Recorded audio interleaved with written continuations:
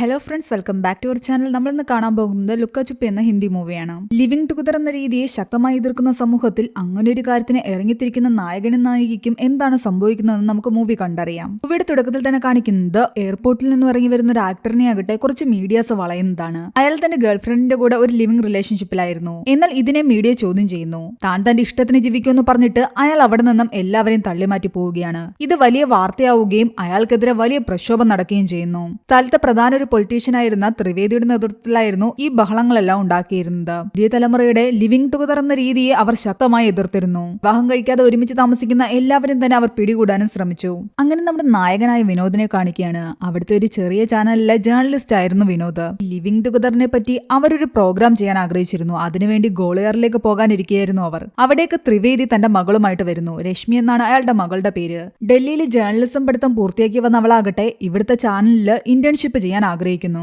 അവിടെ നിന്ന് എല്ലാവരെയും പരിചയപ്പെടുമ്പോൾ ത്രിവേദിയാകട്ടെ വിനോദിന് കൈ കൊടുക്കുന്നുണ്ട്. എന്നാൽ വിനോദിന്റെ കൂടെ ഉണ്ടായിരുന്ന ക്യാമറാമാനായ അബ്ബാസിന് അയാൾ കൈ കൊടുക്കുന്നില്ല. ഒരു റിലീജിയസ് പാർട്ടി പ്രവർത്തകനായതുകൊണ്ട് തന്നെയാണ് മുസൽമാനായ അവനോട് അയാൾ അങ്ങനെ കാണിച്ചത്. ഇന്ന് മുതൽ രശ്മിയോട് ജോയിൻ ചെയ്തോളാൻ ചാനലിന്റെ ഉടമ പറയുന്നു. അങ്ങനെ രശ്മിയും വിനോദും ചേർന്നിട്ട് നാട്ടിലുള്ള എല്ലാവരോടും ലിവിംഗ് ടുഗദർ ആണോ മാരേജ് ആണോ നല്ലതെന്ന് ചോദിക്കുകയാണ്. ആദ്യം ഒരു സാമുജിയോട് ചോദിക്കുമ്പോൾ അയാൾ പറയുന്നുണ്ട് ലിവിംഗ് ടുഗദർ ആണെങ്കിലും മാരേജ് ആണെങ്കിലും രണ്ടു പേർക്കും ഇടയിൽ സ്നേഹം വേണമെന്ന. കുറെ പേര് അതിനെ സപ്പോർട്ട് ചെയ്യുന്നുണ്ട്, കുറെ പേര് അതിനെ മോശമായിട്ട് പറയുന്നു. ഇത് നമ്മുടെ കൾച്ചർ അല്ലെന്നും മാരേജ് കഴിയാതെ ആരും തന്നെ ഒരുമിച്ച് താമസിക്കാൻ പാടില്ല എന്നും ചില ആൾക്കാർ പറയാൻ തുടങ്ങി. ചില ആൾക്കാർ പറയുന്നുണ്ട് സെക്സിന് വേണ്ടിയാണ് ഈ ലിവിംഗ് റിലേഷൻഷിപ്പ് നടത്തുന്നതെന്ന്. ഇനി അവസാനം ഒരു വൃദ്ധയോട് ഇതിനെപ്പറ്റി ചോദിക്കുമ്പോൾ അവര് രശ്മിയോട് പറയുന്നുണ്ട് ഈ ലിവിംഗ് റിലേഷൻഷിപ്പ് ഞങ്ങളുടെ കാലത്തുണ്ടായിരുന്നെങ്കിൽ എന്തായാലും ഞാൻ എന്റെ ഹസ്ബൻഡിനെ കെട്ടില്ലായിരുന്നു എന്ന്. ഒരാളെ വിവാഹം കഴിക്കുന്നതിന് മുമ്പ് അയാളെ കുറിച്ച് നല്ലപോലെ കാര്യങ്ങൾ അറിയാൻ പറ്റുമായിരുന്നെങ്കിൽ എനിക്ക് എന്റെ ഹസ്ബൻഡ് ഒരു കുടിയനാണെന്ന് മനസ്സിലാക്കാൻ പറ്റിയേനെ. ഒന്നും അറിയാതെ അയാളെ കെട്ടി അയാൾ കാരണം എന്റെ ജീവിതം തന്നെ നശിച്ചു. അതുകൊണ്ട് ഒരു കാരണവശാലും നീ അങ്ങനെ ചെയ്യാൻ പാടില്ല. ഒരാളുടെ കൂടെ ജീവിച്ചയാളെ മനസ്സിലാക്കിയിട്ടേ വിവാഹം കഴിക്കാൻ പാടുള്ളൂ.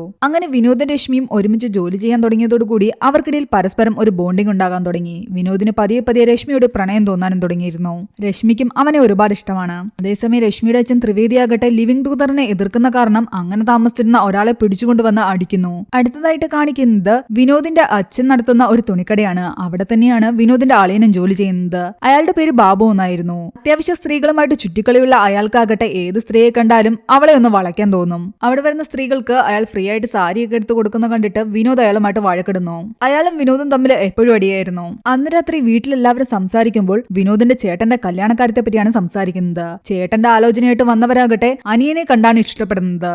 എന്നാൽ എന്റെ കല്യാണത്തെ പറ്റി നിങ്ങളാരും ആലോചിക്കേണ്ട എന്നും ഞാൻ എനിക്ക് ഇഷ്ടപ്പെട്ട ആളെ കണ്ടുപിടിക്കുമെന്നും വിനോദ് പറയുന്നു. ചേട്ടന്റെ കല്യാണം നടത്തി കൊടുക്കാൻ നോക്കൂ നിങ്ങള്. ഇത് കേട്ടിട്ട് വിനോദിന്റെ അളിയൻ ബാബു ആകട്ടെ വിനോദിന്റെ ചേട്ടനെ എരികേറ്റിട്ട് അവർക്കിടയിൽ അടിയുണ്ടാക്കാൻ ശ്രമിക്കുകയാണ്. അന്ന് രാത്രി മുഴുവൻ അവനാകട്ടെ രശ്മിയെ പറ്റി ആലോചിക്കുകയായിരുന്നു. അവളെ നാളെ തന്നെ പ്രപ്പോസ് ചെയ്യണം. അങ്ങനെ പിറ്റേന്ന് അവൻ രശ്മിയെ കണ്ട് പ്രപ്പോസ് ചെയ്യുകയും ചെയ്യുന്നുണ്ട്. അവൾക്കും അവനെ ഇഷ്ടമാണെന്ന് സമ്മതിക്കുന്നു. എന്നാൽ അതിനു മുമ്പ് നമുക്കൊരു ലിവിംഗ് റിലേഷൻഷിപ്പ് നടത്താമെന്നാണ് അവൾ പറയുന്നത്. ഇത് കേട്ടതും അവൻ ഞെട്ടി. കാരണം നമ്മുടെ സൊസൈറ്റിയിൽ കൂടുതലും അതിനെ എതിർക്കുന്നവരാണ്. മാത്രമല്ല നിന്റെ അച്ഛൻ അറിഞ്ഞു കഴിഞ്ഞാൽ കഴിഞ്ഞു. ഒരു പെൺകുട്ടിയായ ഞാൻ തന്നെ ഇത്രയും ധൈര്യം കാണിക്കുമ്പോൾ നീ എന്തിനെ ഇങ്ങനെ പേടിക്കുന്നതെന്നാണ് അവൾ ചോദിക്കുന്നത്. ഒടുവിൽ അവളെ നിർബന്ധിച്ചപ്പോൾ വിനോദ് തന്നെ സമ്മതിക്കുന്നു. എന്നാൽ എങ്ങനെ താമസിക്കുമെന്ന് അവർക്ക് ഒരു ഐഡിയയുമില്ലായിരുന്നു. അതിനെപ്പറ്റി അവര് അബ്ബാസിനോട് സംസാരിക്കുമ്പോൾ അബ്ബാസ് പറയുന്നുണ്ട് നമ്മൾ ഉടനെ തന്നെ ഗോളിയാറിലേക്ക് 20 ദിവസത്തെ ബിസിനസ് ട്രിപ്പിന് പോകുന്നുണ്ട്. അവിടെ നിങ്ങൾക്ക് 20 ദിവസം ലിവിംഗ് റിലേഷൻഷിപ്പിൽ താമസിക്കാം. എന്നിട്ട് നിങ്ങൾക്ക് തീരുമാനിക്കാം വിവാഹം കഴിക്കണോ വേണ്ടയോ എന്ന്. അത് നല്ല ഐഡിയ ആണെന്ന് രശ്മിക്കും വിനോദിനും തോന്നി. അങ്ങനെ അവർ രണ്ടുപേരും ഗോളിയാറിലേക്ക് പോകാൻ ഇറങ്ങിയാണ്. വിനോദ് ആകട്ടെ തന്റെ വീട്ടിലെ എല്ലാവരുടെ കയ്യിൽ നിന്നും അനുഗ്രഹമൊക്കെ വാങ്ങിയിട്ടാണ് പോകുന്നത്. പോകുന്ന വഴി വിനോദ് ചോദിക്കുന്നുണ്ട് നമുക്ക് താമസിക്കാൻ ഹോട്ടലൊക്കെ ശരിയായോ എന്ന്. എന്നാൽ അബ്ബാസ് പറയുന്നു എന്തായാലും ലിവിംഗ് റിലേഷൻഷിപ്പിന് പോവുക, ഹോട്ടലിലൊന്നും നിൽക്കേണ്ട കാര്യമില്ല, എവിടെയെങ്കിലും നല്ലൊരു വീട് വാടകയ്ക്ക് എടുത്താൽ മതി ഒരു മാസത്തേക്ക്. അങ്ങനെ അവർ ഗോളിയാറിലെത്തിയ ശേഷം അവിടെ ഒരു ബ്രോക്കറെ പോയി കാണുന്നു. സത്യങ്ങളെല്ലാം തുറന്നു പറയുന്നു. അയാൾക്ക് വീട് കൊടുക്കാൻ ഒരു ബുദ്ധിമുട്ടുമില്ലായിരുന്നു. പക്ഷെ അപ്പുറം താമസിക്കുന്നവരൊക്കെ അറിഞ്ഞു കഴിഞ്ഞാൽ പ്രശ്നമാകും. നിങ്ങൾ ലിവിംഗ് റിലേഷൻഷിപ്പിലാണെന്ന് ഒരിക്കലും അവരോട് പറയാൻ പാടില്ല. വിവാഹം കഴിഞ്ഞിട്ടാണ് വന്ന് താമസിക്കുന്നതെന്നേ അവരറിയാൻ പാടുള്ളൂ. അതിന് വിനോദും രശ്മിയും സമ്മതിക്കുന്നുണ്ട്. അയാൾ അവരെ കൊണ്ടുപോയി വീട് കാണിച്ചു കൊടുക്കുന്നു. എന്നാൽ സാധാരണ വാങ്ങിക്കുന്നതിനേക്കാൾ കൂടുതൽ കാശ് അവരുടെ കയ്യിൽ നിന്ന് അയാൾ വാങ്ങിക്കുന്നുണ്ട്. കാരണം ഇങ്ങനെ ഒരു കള്ളം അയാളും കൂടെ ചേർന്നിട്ടാണല്ലോ മറച്ചു വെക്കുന്നത്. അവരങ്ങനെ അവിടെ നിൽക്കുമ്പോഴാകട്ടെ അയൽക്കാരിയായ ഒരു സ്ത്രീ അവിടേക്ക് വരുന്നുണ്ട്. ഇവിടുത്തെ വിശേഷങ്ങൾ അറിയാൻ വേണ്ടിയിട്ടാണ് അവര് വന്നത്. എന്തായാലും ആ ഏരിയയിലുള്ള ആൾക്കാരെ പറ്റി അറിയാവുന്നത് കൊണ്ട് തന്നെ രശ്മിയാകട്ടെ താരിയും സിന്ദൂരും ഇട്ടിട്ടുണ്ടായിരുന്നു. അതുകൊണ്ട് ഇവര് കപ്പലാണെന്ന് തന്നെയാണ് അവര് വിചാരിച്ചത്. അങ്ങനെ അവരവിടെ താമസം ആരംഭിച്ചു. അന്ന് രാത്രിയിൽ അവർക്കിടയിൽ എന്തെങ്കിലുമൊക്കെ നടക്കുമെന്ന് വിനോദിന് അറിയാമായിരുന്നു. അതുകൊണ്ട് തന്നെ അവൻ നേരത്തെ തന്നെ പ്രൊട്ടക്ഷൻ എല്ലാം കരുതിയിട്ടുണ്ട്. അങ്ങനെ അവർ പൂർണ്ണമായിട്ടും ശരീരം കൊണ്ടും മനസ്സുകൊണ്ടും കൂടുതലെടുത്തു. പിറ്റേന്ന് അതിരാവിലെ തന്നെ ആ അയൽക്കാരിയായ സ്ത്രീ അവിടേക്ക് വന്നിട്ടുണ്ടായിരുന്നു. അവനോട് ചോദിക്കുന്നുണ്ട് നിന്റെ വൈഫ് എവിടെയെന്ന്. ഏത് വൈഫ് എന്ന് അവൻ ചോദിക്കുന്നു. ഇന്നലെ നിന്റെ കൂടെ വന്ന വൈഫ് എന്ന് ചോദിക്കുമ്പോൾ ഓ അവള് കിച്ചണിലുണ്ടെന്ന് അവൻ പറയുന്നു. ഇവൻ പെട്ടെന്ന് ഇങ്ങനെയൊക്കെ സംസാരിക്കുന്ന കണ്ടിട്ട് അവരുടെ ഉള്ളിൽ ഡൗട്ട് തോന്നാൻ തുടങ്ങി. അവര് പോയി കഴിയുമ്പോൾ വിനോദ് രശ്മിയും പരസ്പരം സംസാരിക്കുന്നുണ്ട്. വീട്ടിലെ ഓരോ ജോലികളും അവർ പാർട്ടായിട്ട് തിരിക്കുന്നു. കുറച്ച് ജോലി നീ ചെയ്യണം, കുറച്ച് ജോലി ഞാൻ ചെയ്യുമെന്നും അവള് പറയുന്നു. അവരുടെ ലിവിംഗ് റിലേഷൻഷിപ്പ് നല്ല രീതിയിൽ മുന്നോട്ട് പോയിക്കൊണ്ടിരിക്കുകയായിരുന്നു. അവർ ഒരുമിച്ച് ജോലിക്ക് പോവുകയും വീട്ടിലെ കാര്യങ്ങളും എല്ലാം ഒരുമിച്ച് തന്നെ നോക്കുകയും ചെയ്തു. എന്നാൽ അയൽക്കാരിയായ സ്ത്രീയുടെ കണ്ണ് എപ്പോഴും അവരുടെ മുകളിലുണ്ടായിരുന്നു. രശ്മി എപ്പോഴും സിന്ദൂരവും താലിയൊന്നും ഇടാത്തതിന്റെ പേരിൽ അവർക്ക് ഡൗട്ട് തോന്നാൻ തുടങ്ങി. അവരിത് മറ്റു സ്ത്രീകളോടും സംസാരിക്കുകയും ചെയ്തു. പിറ്റേന്ന് മുതൽ ആ സ്ത്രീയാകട്ടെ ഓരോ കാരണങ്ങൾ പറഞ്ഞിട്ട് ഇവരുടെ വീട്ടിലേക്ക് വരാൻ തുടങ്ങി. പാല് തീർന്നുപോയി, ചായപ്പൊടി തീർന്നുപോയി എന്നൊക്കെ കാരണങ്ങൾ പറയാൻ തുടങ്ങി. എന്നിട്ട് ഇവരുടെ വീട്ടിൽ വന്നിരുന്ന് ഇവരോട് സംസാരിക്കുകയാണ്. അവരുടെ വീട്ടുകാരെ പറ്റിയും അവരുടെ വിവാഹം കഴിഞ്ഞതിനെ പറ്റിയൊക്കെ ചോദിക്കുന്നു. നിങ്ങളുടെ കല്യാണം കഴിഞ്ഞിട്ട് എത്ര നാളായി എന്ന് ചോദിക്കുമ്പോൾ അവർ രണ്ടുപേരും ആകെ കൺഫ്യൂഷനിലായി. രശ്മി പറയുന്നത് 1 വർഷമായെന്നും വിനോദ് പറയുന്നത് 6 മാസമെന്നുമാണ്. രണ്ടുപേരുടെ ഉത്തരങ്ങൾ വേറെ വേറെ വന്നത് കാരണം അവർക്കിടയിൽ ഡൗട്ട് കൂടി. എന്നാ പിന്നെ ഞാൻ പോവുകയാണെന്ന് പറഞ്ഞിട്ട് അവര് വല്ലാത്തൊരു രീതിയിൽ നോക്കിയിട്ട് അവിടെ നിന്ന് ഇറങ്ങിപ്പോയി. മുകളിൽ നിന്ന് ഇവർ നോക്കുമ്പോഴാകട്ടെ ഈ സ്ത്രീ താഴെ പോയി എല്ലാ സ്ത്രീകളോടും പറയുന്ന കാണുന്നുണ്ട് അവർ തമ്മിൽ വിവാഹമൊന്നും കഴിച്ചിട്ടില്ല എന്ന്, ഇത് വേറെന്തോ ഏർപ്പാടാണെന്ന്. മറ്റേ ആക്ടർ ചെയ്ത പോലെ ഇതെന്തോ ലിവിംഗ് റിലേഷൻഷിപ്പ് ആണ്. എന്തായാലും നമുക്ക് ഇതിനെ ചോദ്യം ചെയ്തെങ്കിലേ പറ്റൂ. ഇങ്ങനെയാണെങ്കിൽ നമുക്ക് രാവിലെ തന്നെ ഇവരുടെ വീട്ടിൽ ചെന്നിട്ട് ഇവരെ കൈയോടെ പൊക്കണം, എന്നിട്ട് ഇവിടെ നിന്നും അടിച്ചു പുറത്താക്കുകയും വേണം. ഇവർ ഈ പ്ലാൻ ചെയ്യുന്നതെല്ലാം തന്നെ മുകളിൽ നിന്ന് വിനോദം രശ്മിയും കേട്ടു. ഇവരുടെ പ്ലാനിംഗ് എല്ലാം പൊളിക്കണമെന്നും രാവിലെ ഇവർ വരുമ്പോൾ നമ്മൾ എന്തെങ്കിലും ചെയ്തെങ്കിലേ പറ്റൂ എന്നും വിനോദിനും രശ്മിക്കും മനസ്സിലായി. ഇന്ന് രാവിലെ ആ സ്ത്രീ നാട്ടുകാരെയും കൂട്ടി അവിടെ വന്നപ്പോൾ ഞെട്ടിപ്പോയി. കാരണം ആ വീട് നിറയെ വിനോദിന്റെയും രശ്മിയുടെയും ഫോട്ടോകളായിരുന്നു. വിവാഹത്തിനെടുത്തതും അതിനുശേഷം എടുത്തതുമായിട്ടുള്ളത്. രശ്മി സാരിയൊക്കെ ഉടുത്ത് സിന്ദൂരമൊക്കെ തൊട്ട് താലിയൊക്കെ ചാർത്തി അതീവ സുന്ദരിയായി അവരുടെ മുന്നിലേക്ക് വരുന്നു. ഇതൊക്കെ കണ്ടു കഴിഞ്ഞപ്പോൾ നാട്ടുകാർക്ക് മനസ്സിലായി ഈ സ്ത്രീ പറഞ്ഞതെല്ലാം കള്ളമാണെന്ന്. ഇവർ ശരിക്കും വിവാഹം കഴിച്ചവർ തന്നെയാ. ഒറ്റ രാത്രി കൊണ്ട് രശ്മിയും വിനോദും പ്ലാൻ ചെയ്താണ് ഈ കാര്യങ്ങളെല്ലാം അവിടെ സെറ്റാക്കിയത്. അത് കണ്ട് വിശ്വാസമായപ്പോൾ അവരെ ഒന്നും പറയാതെ ആ നാട്ടുകാരെല്ലാം അവിടെ നിന്ന് തിരിച്ചുപോയി. പിന്നീട് ഇവർ രണ്ടുപേരും ഒരു ടൂറിസ്റ്റ് സ്പോട്ടിൽ വന്നിരുന്ന് സംസാരിക്കുന്നതാണ് കാണിക്കുന്നത്. അവരങ്ങനെ ഇരുന്ന് സംസാരിക്കുന്നത് അവിടേക്ക് ഏതോ ഒരു പെണ്ണിനെയും കൊണ്ടുവന്ന ഇവന്റെ ആളെയും കാണുന്നുണ്ട്. അവളുടെ നെറ്റിയുടെ സിന്ദൂരവും കഴുത്തിലെ താലിയൊക്കെ കണ്ടപ്പോൾ ഇയാൾക്ക് മനസ്സിലായി ഇവർ രണ്ടുപേരും ഒളിച്ചോടി വിവാഹം കഴിച്ചു എന്ന്. അതേസമയം ഇവർ ഗോളിയാർ ട്രിപ്പ് അവസാനിക്കാൻ പോവുകയാണ്. ലിവിംഗ് റിലേഷൻഷിപ്പിൽ കുറച്ചുനാൾ നിന്നതോടുകൂടി അവർക്ക് മനസ്സിലായി അവർക്ക് ഒരുമിച്ച് ജീവിതം മുന്നോട്ട് കൊണ്ടുപോകാൻ കഴിയുമെന്ന്. പരസ്പരം വിവാഹം കഴിക്കാനും അവർ തീരുമാനമെടുത്തിരുന്നു. അവർ അവിടെ നിന്നും തിരിച്ച് വീട്ടിലേക്ക് പോകുന്ന വഴിക്ക് അവന്റെ അളിയൻ അവനെ ഫോളോ ചെയ്തു. വീട്ടിലെത്തി വിനോദാകട്ടെ കുളിക്കാൻ കയറി. ഇയാള് പോയി കോളിംഗ് ബെൽ അടിക്കുന്നു. രശ്മിയായിരുന്നു വാതിൽ തുറക്കുന്നത്. രശ്മിക്ക് ആളെ മനസ്സിലായില്ല. വിനോദ് എവിടെയെന്ന് അയാൾ ചോദിക്കുന്നുണ്ട്. അവൻ കുളിക്കുകയാണെന്ന് പറയുമ്പോൾ അയാൾ അകത്തിരിക്കുന്ന ഫോട്ടോസ് ഒക്കെ കാണുന്നു. അതോടുകൂടി ഉറപ്പായി ഇവർ തമ്മിൽ വിവാഹം കഴിച്ചു എന്ന്. പെട്ടെന്ന് തന്നെ അയാൾ അവിടെ നിന്നും തിരിച്ചുപോയി. കുറച്ചു സമയം കഴിയുമ്പോൾ അയാളാകട്ടെ ഇവന്റെ ഫുൾ ഫാമിലി ആയിട്ട് അവിടെ തിരിച്ചു വരുന്നുണ്ട്. ഇതോടുകൂടി ഇവരുടെ രണ്ടുപേരുടെയും കള്ളത്തരം പൊക്കി. അവന്റെ വീട്ടുകാർ പറയുന്നുണ്ട് നീ എന്തിനാ ഇങ്ങനെ ഒളിച്ചോടി കല്യാണം കഴിക്കേണ്ട കാര്യമെന്ന്. ഇത്രയും നല്ലൊരു പെൺകുട്ടിയാണെങ്കിൽ ഞങ്ങളോട് പറഞ്ഞിരുന്നെങ്കിൽ ഞങ്ങൾ വിവാഹം നടത്തി തരില്ലേ എന്ന്. എന്തായാലും നിങ്ങൾ ബാക്കിയുള്ളവരാണെങ്കിൽ ലിവിംഗ് റിലേഷൻഷിപ്പിലൊന്നും അല്ലല്ലോ, അത് തന്നെ വലിയ ഭാഗ്യം. വിവാഹം കഴിച്ച് ജീവിക്കുന്നതുകൊണ്ട് ഞങ്ങൾക്ക് ആർക്കും ഒരു പ്രശ്നമില്ല. അതുകൊണ്ട് നിങ്ങൾ വീട്ടിലേക്ക് വരുന്നതാ നല്ലത്. ലിവിങ്ങിനെ ഇത്രയും എതിർക്കുന്ന ആൾക്കാരോട് സത്യങ്ങൾ തുറന്നു പറയാൻ അപ്പോൾ വിനോദിനും രശ്മിക്കും തോന്നിയില്ല.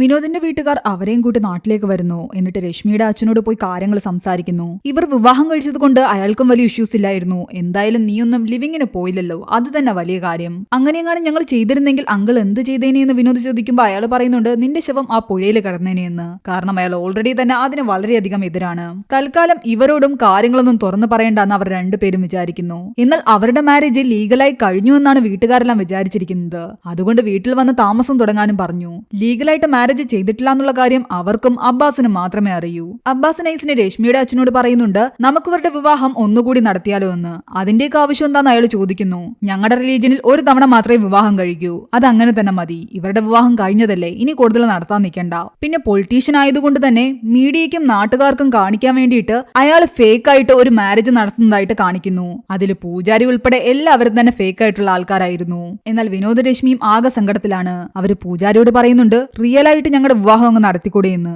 എനിക്ക് മന്ത്രങ്ങളൊന്നും അറിയില്ല, ഞാൻ ഫേക്ക് ആണെന്ന് അയാൾ പറയുന്നു. അങ്ങനെ മീഡിയയുടെ ആൾക്കാരുടെ മുന്നിൽ ഇപ്പം വിവാഹം കഴിഞ്ഞവരെ പോലെയാണ് അവർ നിൽക്കുന്നത്. എന്നാൽ യഥാർത്ഥത്തിൽ ഇവർ വിവാഹം കഴിച്ചിട്ടില്ല എന്നുള്ള കാര്യം ആലോചിക്കുമ്പോൾ അവർക്ക് തന്നെ ടെൻഷൻ വരാൻ തുടങ്ങി. അവന്റെ വീട്ടിലെത്തിയ രശ്മിയെ വലിയ രീതിയിലാണ് അവന്റെ വീട്ടുകാർ സ്വാഗതം ചെയ്യുന്നത്. ഇത് കാണും തോറും രശ്മിയുടെ ഉള്ളിൽ വിഷമം കൂടാൻ തുടങ്ങി. അവളിങ്ങനെ വിഷമിച്ചിരിക്കുന്ന കണ്ടിട്ട് വിനോദിന്റെ ദാദി അവളോട് കാര്യം തിരക്കുന്നു. എന്നാൽ ഒന്നുമില്ല എന്നാണ് അവൾ പറയുന്നത്. എല്ലാവരും തന്നെ ഇത്രയധികം സ്നേഹിക്കുന്ന കണ്ടിട്ട് രശ്മി അവനോട് പറയുന്നുണ്ട് എനിക്ക് ഇനി ഇങ്ങനെ പിടിച്ചു നിൽക്കാൻ പറ്റില്ല, എങ്ങനെയെങ്കിലും വിവാഹം കഴിച്ചേ പറ്റൂ. ആരും കാണാതെ ഏതെങ്കിലും അമ്പലത്തിൽ പോയിട്ട് നമുക്ക് വിവാഹം കഴിക്കാമെന്ന് അവർ പ്ലാൻ ചെയ്യുകയാണ്. അതാകട്ടെ അവരുടെ വീട്ടിലെ ഒരു കുട്ടി കേൾക്കുകയും ചെയ്യുന്നു. അവർ വിവാഹം കഴിച്ചിട്ടില്ല എന്നുള്ള കാര്യം ആ കുട്ടി മനസ്സിലാക്കിയതോടുകൂടി അവൻ പറയുന്ന എല്ലാ കാര്യങ്ങളും ഇവർ ചെയ്യേണ്ടതായിട്ട് വരുന്നു. അവൻ സൈക്കിൾ വാങ്ങിക്കൊടുക്കാൻ പറഞ്ഞാൽ സൈക്കിൾ വാങ്ങിക്കൊടുക്കണം. ആഹാരം വാങ്ങി കൊടുക്കാൻ പറഞ്ഞ ആഹാരം വാങ്ങി കൊടുക്കണം. അതുകൊണ്ട് അവരുടെ രഹസ്യം അവൻ മനസ്സിൽ തന്നെ സൂക്ഷിക്കാനും തുടങ്ങി. ആൾക്കാർ കണ്ടാൽ തിരിച്ചറിയുന്നത് കൊണ്ട് തന്നെ വിനോദും രശ്മിയും വേഷം മാറിയാണ് വിവാഹം കഴിക്കാൻ പോകുന്നത്. അങ്ങനെ അവർ പൂജാരിയുടെ അടുത്ത് പോയിരുന്ന് മന്ത്രങ്ങളെല്ലാം പൂർത്തിയാക്കി. സിന്ദൂരം അണിക്കാൻ വേണ്ടിയിട്ട് അവളുടെ നെറ്റിയിലെ സാരി മാറ്റിയതും അയാൾ പറയുന്നുണ്ട്, ഇവൾ ഓൾറെഡി വിവാഹം കഴിഞ്ഞതാണല്ലോ, ഇവളുടെ കഴുത്തിൽ താലിയുമുണ്ട്, പിന്നെങ്ങനെ നീ ഇവളെ വീണ്ടും വിവാഹം കഴിക്കുന്നത്? ഇത് ശരിയാകില്ല എന്ന് പറഞ്ഞിട്ട് അയാൾ പാതി വഴിക്ക് എണീറ്റ് പോയി. അത് കാരണം അവരുടെ ആ പ്ലാൻ മുടങ്ങി. ഇത് കണ്ടുകൊണ്ടുവന്ന അവിടെ ഉണ്ടായിരുന്ന കുറച്ച് ആൾക്കാരാകട്ടെ അവനെ എടുത്തിട്ട് അടിക്കുകയും ചെയ്യുന്നു. അവസാനം സംഭവം അറിഞ്ഞിട്ട് അവന്റെ വീട്ടുകാർ അവിടെ വരുന്നുണ്ട്. കല്യാണം ഓൾറെഡി കഴിഞ്ഞവൻ വീണ്ടും കല്യാണം കഴിക്കാൻ വന്നിരിക്കുന്നു എന്നാണ് എല്ലാവരും അവരോട് പറയുന്നത്. ഇതോടെ വീട്ടുകാർ ചിന്തിക്കാൻ തുടങ്ങി, അവൻ രശ്മിയെ കളഞ്ഞിട്ട് വീണ്ടും വിവാഹം കഴിക്കാൻ വന്നു എന്ന്. അവനെ വഴക്കും പറഞ്ഞ് അവര് വീട്ടിലേക്ക് കൂട്ടിക്കൊണ്ടു പോവുകയാണ്. ഇതിനിടെ അവരുടെ വീട്ടുകാരെ ആകട്ടെ രശ്മിയുടെ അച്ഛൻ വിളിക്കുന്നു. ഞാൻ രശ്മിയോട് സംസാരിച്ചപ്പോൾ അവൾക്ക് എന്തൊക്കെയോ വിഷമങ്ങൾ ഉള്ളതായിട്ട് തോന്നി. എന്റെ മകൾക്ക് അവിടെ എന്തെങ്കിലും വിഷമം ഉണ്ടെങ്കിൽ നിങ്ങളെ ആരെയും ഞാൻ വെച്ചേക്കില്ല എന്നും എല്ലാവരും കൊന്നുകളയെന്ന് പറഞ്ഞിട്ട് അയാൾ ഭീഷണിപ്പെടുത്തി. അതോടുകൂടി വിനോദിന്റെ വീട്ടുകാര് ആകെ പേടിച്ചിരിക്കുകയാണ്. അവർ തിരിച്ച് വീട്ടിലേക്ക് വരുമ്പോൾ വിനോദാകട്ടെ ആകെ സങ്കടപ്പെട്ട് എങ്ങോട്ടോ ഇങ്ങനെ നോക്കിയിരിക്കുന്നു. എന്നാൽ അവർ നോക്കുമ്പോൾ അവര് വിചാരിക്കുന്നത് വിനോദ് വേലക്കാരിയുടെ ഇടുപ്പിലേക്കാണ് നോക്കിയിരിക്കുന്നതെന്ന്. അപ്പൊ അവന്റെ പ്രശ്നം വേറെ എന്തെങ്കിലും ആണോ എന്ന് തെറ്റിദ്ധരിച്ചിട്ട് അവര് പോയി അവനോട് സംസാരിക്കാൻ ശ്രമിക്കുന്നു. അതായത് അവന് ഒരു സ്ത്രീയെ പോരാ പല പല സ്ത്രീകളുമായിട്ട് ബന്ധം സ്ഥാപിക്കണമെന്നൊരു ചിന്തയുണ്ടെങ്കിൽ അത് കളഞ്ഞേക്കാനും, അങ്ങനത്തെ ചിന്ത ഈ പ്രായത്തിൽ വരുന്നതാണെന്നും അതൊന്നും നീ കാര്യമാക്കണ്ടെന്നും നീ നിന്റെ ഭാര്യയെ തന്നെ സ്നേഹിച്ച് മര്യാദയ്ക്ക് ജീവിക്കുന്നതാ നല്ലതെന്ന് പറഞ്ഞിട്ട് അവരവനെ ഉപദേശിക്കുന്നു. അന്ന് രാത്രി വീണ്ടും വിനോദ് രശ്മിയും അബ്ബാസും ചേർന്നിട്ട് വിവാഹം കഴിക്കുന്നതിനെ പറ്റി സംസാരിക്കുകയാണ്. നിങ്ങൾക്ക് വിവാഹം കഴിക്കണമെങ്കിൽ ഞാൻ ഇപ്പൊ ശരിയാക്കി തരാന്ന് പറഞ്ഞിട്ട് അവൻ അവിടെ ചെറിയ രീതിയിൽ തീ കൂട്ടിയ ശേഷം തന്റെ ഫോണില് ഇന്റർനെറ്റിൽ സെർച്ച് ചെയ്തിട്ട് വിവാഹത്തിന് ചൊല്ലുന്ന മന്ത്രങ്ങൾ പ്ലേ ചെയ്യുന്നു. അങ്ങനെയെങ്കിൽ അങ്ങനെ എങ്ങനെയെങ്കിലും ഈ വിവാഹത്തിന്റെ ചടങ്ങൊന്ന് പൂർത്തിയാക്കാമെന്ന് വിചാരിച്ചിട്ട് അവർ അതിനു വേണ്ടിയിട്ട് തയ്യാറായി ഇരിക്കുകയും ചെയ്യുന്നു. എന്നാൽ കഷ്ടകാലത്തിന് അവന്റെ ഫോണിലെ ഡേറ്റ തീരുകയും പാതി വഴിക്ക് മന്ത്രങ്ങൾ നിൽക്കുകയും ചെയ്തു. തീയും അണഞ്ഞുപോയി. അതോടുകൂടി ഇത്തവണത്തെ പ്ലാനും ഫ്ലോപ്പായി. അവസാനം അബ്ബാസ് ഒരു ഐഡിയ കൂടി പറഞ്ഞു കൊടുക്കുന്നു. ഒരിടത്ത് സമൂഹ വിവാഹം നടക്കുന്നുണ്ട്, അവിടെ നിങ്ങൾ ആരും അറിയാതെ പോയി വിവാഹം കഴിച്ചാൽ മതി. അങ്ങനെ പിറ്റേന്ന് ഇവർ രണ്ടുപേരും വീട്ടുകാരോട് അമ്പലത്തിൽ പോവുക എന്ന് പറഞ്ഞിട്ട് ആ വിവാഹത്തിൽ പങ്കെടുക്കാൻ പോകുന്നുണ്ട്. എന്നാൽ അവന്റെ ആളിയനാകട്ടെ ഡൗട്ട് തോന്നിയിട്ട് അവരുടെ പിറകെ പോകുന്നു. ഇത് മനസ്സിലാക്കിയ വിനോദാകട്ടെ അയാളെ ഓടിക്കുകയും ചെയ്യുന്നുണ്ട്. അങ്ങനെ അവർ സമൂഹ വിവാഹം നടക്കുന്നിടത്തെത്തി. അബ്ബാസും അവിടെ തന്നെ ഉണ്ടായിരുന്നു. അബ്ബാസ് ആരാണെന്ന് അവിടെയുള്ളവർ ചോദിക്കുമ്പോൾ രശ്മി സഹോദരനാണെന്നാണ് പറയുന്നത്. രണ്ടുപേരും തങ്ങളുടെ മുഖം മറിച്ചിട്ട് വിവാഹ പന്തലിൽ ഇരിക്കുകയായിരുന്നു. ചടങ്ങുകൾ ആരംഭിച്ചു. എന്നാൽ അതിനിടയ്ക്കാണ് അവർക്ക് മനസ്സിലാകുന്നത് രശ്മിയുടെ അച്ഛനാണ് ഈ ചടങ്ങില് ചീഫ് ഗസ്റ്റ് ആയിട്ട് വരുന്നതെന്ന്. അയാൾ ഇവരുടെ അടുത്തേക്ക് വരുമ്പോൾ വിനോദിനോട് ചോദിക്കുന്നുണ്ട്, നിങ്ങളുടെ രക്ഷകർത്താക്കളൊക്കെ എവിടെയെന്ന്? ഞങ്ങൾ അനാഥരാണെന്നാണ് വിനോദ് പറയുന്നത്. അവന്റെ സൗണ്ട് കേട്ടപ്പോൾ അയാൾ ചോദിക്കുന്നുണ്ട്, ഈ സൗണ്ട് എവിടെയോ കേട്ട് പരിചയമുണ്ടല്ലോ എന്ന്. അതിനിടയ്ക്ക് ആ പൂജാരി പറയുന്നുണ്ട്, കുറച്ചു മുമ്പ് ഈ കുട്ടിയുടെ സഹോദരനാണെന്ന് പറഞ്ഞിട്ട് ഒരാൾ ഇവിടെ ഉണ്ടായിരുന്നല്ലോ, പിന്നെന്താ ഇപ്പൊ അനാഥയാണെന്നൊക്കെ പറയുന്നത്. അവര് കൈയോടെ അവിടെ നിന്ന് അബ്ബാസിനെ പൊക്കുന്നു. നീ മുസൽമാനല്ലേ, പിന്നെങ്ങനെ നിന്റെ സഹോദരിയാവുന്ന ഇവൾ? രശ്മിയുടെ അച്ഛന് എന്തൊക്കെയോ ഡൗട്ട് തോന്നാൻ തുടങ്ങി. വിനോദാകട്ടെ തന്റെ മുഖം കാണിക്കാനും തയ്യാറായില്ല. അയാൾ അവരുടെ കള്ളത്തരം പൊളിക്കാൻ വേണ്ടിയിട്ട് വിനോദിന്റെ പേര് മൈക്കിലൂടെ അനൗൺസ് ചെയ്യുന്നു. അവൻ പെട്ടെന്ന് തിരിഞ്ഞു നോക്കുകയും ചെയ്യുന്നു. അതോടുകൂടി കൈയോടെ അയാൾ അവനെ പൊക്കി. എന്റെ മകളെ ചതിച്ചിട്ട് നീ വീണ്ടും വിവാഹം കഴിക്കാൻ വന്നിരിക്കുകയല്ലേ? എന്നിട്ട് അവന്റെ വീട്ടുകാരെ അവിടേക്ക് വിളിച്ചു വരുത്തുന്നു. അവന്റെ വീട്ടുകാരും കൂടെ വന്നതോടുകൂടി പ്രശ്നം ആകെ വഷളായി. കാര്യം കൈവിട്ടു പോകുന്നെന്ന് മനസ്സിലായതും രശ്മി പറയുന്നുണ്ട്, അവൻ വേറെ ആരെയുമല്ല വിവാഹം കഴിക്കാൻ തുടങ്ങിയത് എന്നെ തന്നെയാണെന്ന്. ഇത് കേട്ടതും എല്ലാവരും ഞെട്ടി. ഇനി സത്യങ്ങൾ മറച്ചു വെച്ചിട്ട് കാര്യമില്ലെന്ന് മനസ്സിലാക്കി അവരാകട്ടെ തങ്ങൾ ലിവ് ഇൻ റിലേഷൻഷിപ്പിലായിരുന്നു എന്നും ഇതുവരെയും വിവാഹം കഴിച്ചിട്ടില്ല എന്നുള്ള കാര്യം തുറന്നു പറയുന്നു. ഇതോടെ അവളുടെ അച്ഛൻ ദേഷ്യപ്പെടാൻ തുടങ്ങി. എന്നാൽ വിനോദാകട്ടെ അയാളെ പറഞ്ഞു മനസ്സിലാക്കുന്നു, നിങ്ങളിപ്പോഴും പഴയ കാലഘട്ടത്തിലാണ് ജീവിക്കുന്നത്. യൂത്തിന്റെ മനസ്സറിയാൻ നിങ്ങൾ ശ്രമിക്കുന്നില്ല. അതുകൊണ്ടാണ് നിങ്ങളുടെ പാർട്ടി ഒരിക്കലും വിജയിക്കാത്തതും. ഈ ലിവ് ഇൻ റിലേഷൻഷിപ്പ് അത്ര തെറ്റൊന്നുമല്ല. യുവാക്കളുടെ മനസ്സറിയാൻ ശ്രമിച്ചു കഴിഞ്ഞാൽ അവരും നിങ്ങളുടെ പാർട്ടിയെ സപ്പോർട്ട് ചെയ്യും. ഈ നാട്ടിലെ ഏറ്റവും കൂടുതൽ ഉള്ളത് യുവാക്കളാണ്. നിങ്ങൾ ഇതിനെ സപ്പോർട്ട് ചെയ്യുകയാണെങ്കിൽ ആ യുവാക്കളെല്ലാം നിങ്ങൾക്ക് വോട്ട് ചെയ്യും. അങ്ങനെയാണെങ്കിൽ ഈ പാർട്ടി വൻ ഭൂരിപക്ഷത്തോടെ ജയിക്കുകയും ചെയ്യും. ഇതെല്ലാം കേട്ടപ്പോൾ ത്രിവേദിയുടെ മനസ്സ് മാറാൻ തുടങ്ങി. ഇവർ പറയുന്നതിലും കാര്യമുണ്ടെന്ന് അയാൾ ചിന്തിച്ചു. ഈ ഒരു കാര്യത്തെ സപ്പോർട്ട് ചെയ്യുന്നതിലൂടെ തങ്ങൾ ഇലക്ഷനിൽ ജയിച്ച് അധികാരത്തിൽ വരികയാണെങ്കിൽ നല്ലതാണെന്ന് അയാൾ ചിന്തിക്കുകയും ചെയ്തു. അതോടെ അവരോട് അയാൾ ക്ഷമിച്ചു. അവരുടെ വിവാഹം ഭംഗിയായിട്ട് രണ്ട് വീട്ടുകാരും ചേർന്ന് നടത്തി കൊടുക്കുകയും ചെയ്യുന്നു. ഇവിടെയാണ് ഈ മൂവി അവസാനിക്കുന്നത്. ഈ മൂവിയുടെ സ്റ്റോറി എങ്ങനെ ഉണ്ടായിരുന്നു എന്ന് നിങ്ങൾ താഴെ കമന്റ് ചെയ്യുക. നിങ്ങൾ ലിവിംഗ് റിലേഷൻഷിപ്പിനെ സപ്പോർട്ട് ചെയ്യുന്നുണ്ടോ ഇല്ലയോ എന്ന് കൂടി കമന്റ് ചെയ്യുക. എക്സ്പ്ലനേഷൻ ഇഷ്ടപ്പെട്ടെങ്കിൽ വീഡിയോ ലൈക്ക് ചെയ്യാനും ചാനൽ സബ്സ്ക്രൈബ് ചെയ്യാനും മറക്കണ്ട.